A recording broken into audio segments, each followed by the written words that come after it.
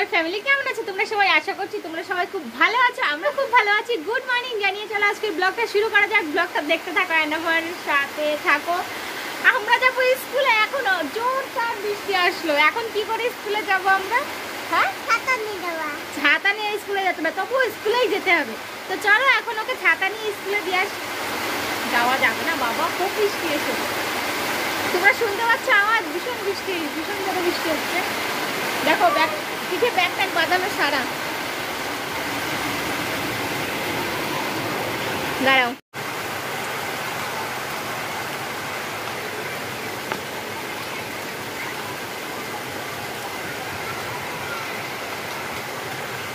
কি হবে এখন? ছাতা নিয়ে যাবো? কি করো, এর মধ্যে ছাতা নিয়ে গেলেও ভিজে যাবো। এইটা তোয়ালি, তোয়ালি গায়ে দিলেও ভিজে যাবো না কি? দেখো তুমি কত জোরে বৃষ্টি নামলো। হ্যাঁ, তো এখন তো কেউ আসবে না, কি হবে আজকে তাহলে? খুব চিন্তায় পড়ে গেলাম, কি করে যাবো স্কুলে? বৃষ্টি কমলে যাবা? আচ্ছা ঠিক আছে। এবার কমে গেছে, হালকা একটুখানি কমে গেছে। চলো চলো চলে যাই স্কুলে, দৌড়তে চলে যাবো স্কুলে। চলো চলো, বৃষ্টি কমে গেছে, দৌড়তে চলে যাবো। ছাতা কই? এই যে ছাতা। দাঁড়াও দাঁড়াও, আমি একটুখানি চুলটা বেঁধে নি, না আমার চুল ভিজে যাবে এখানে। মামের স্কুলে সুপারভাইজার এসেছিল, মামের দিদিমণি ডাকতে আসলো যে ওনাদের একটুখানি ফটো তোলার ব্যাপার ছিল।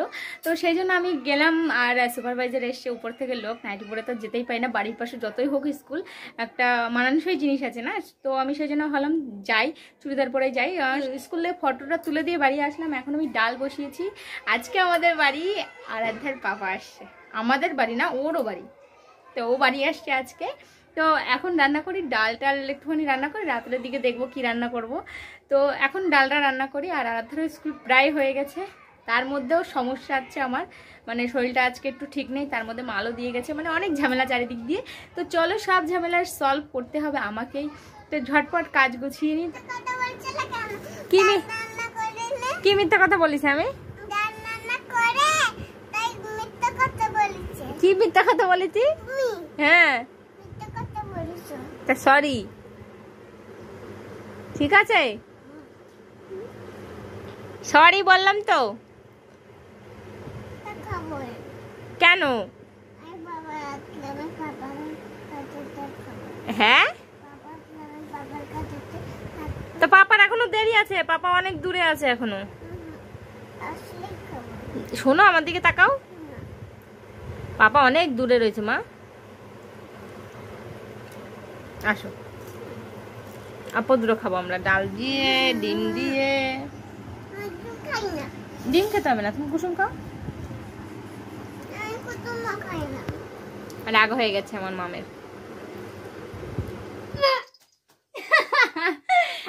বাবু মশাই এসছে বাড়ি, অনেকক্ষণই হয়ে গেছে। বাড়ি এসে আমরা একটুখানি কাজ করছিলাম, মুকুট বললাম না, মুকুট দিয়ে গেছে, মুকুটের কাজগুলো মানে গুছিয়ে রেখে এখন যাচ্ছি আমরা একটুখানি শুটিয়ায়। আজকে হাটবার, একটুখানি হাটও করার আছে।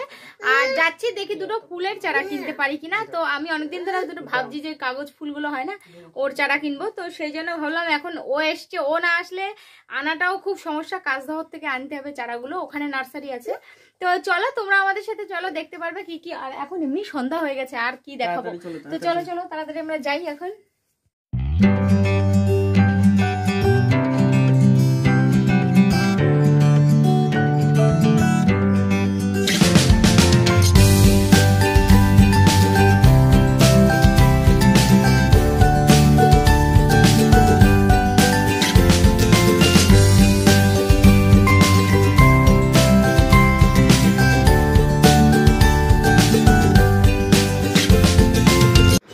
বাজার আমাদের করা হয়ে গেছে, আমরা ওখান থেকে চলে আসলাম একটুখানি খাবারের দোকানে। মেয়ে বলছে ও চিকেন ললিপপ খাবে, ও দেখাল। আমরা চপ কিনছিলাম, ও বলছে না আমি চপ খাবো না, আমি এইটাই খাবো।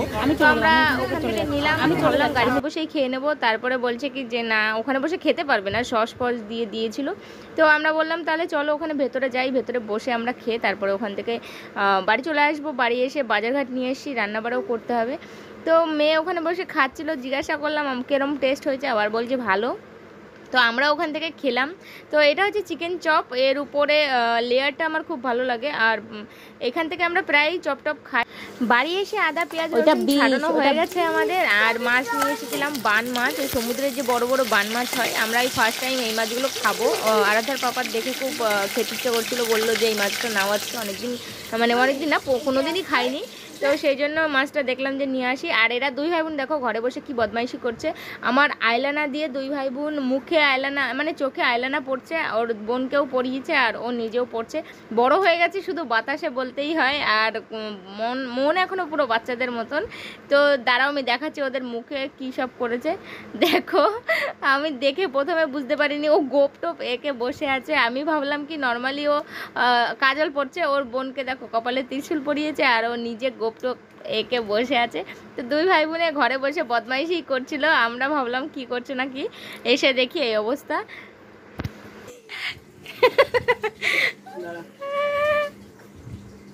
গঞ্জি এদিক টাকা ফটো তুলে নি।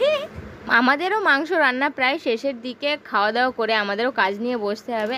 খাওয়া দাওয়া করতে করতে আমাদের প্রায় 12টা বেজে গেছে। তারপরেও এখন কাজ নিয়ে বসেছি, আমি শুয়ে পড়ছি। আরাধ্যার বাবা বসে বসে সাজাচ্ছে, বলছে তুমি শো, আমি এই দুটো সাজিয়ে আসছি।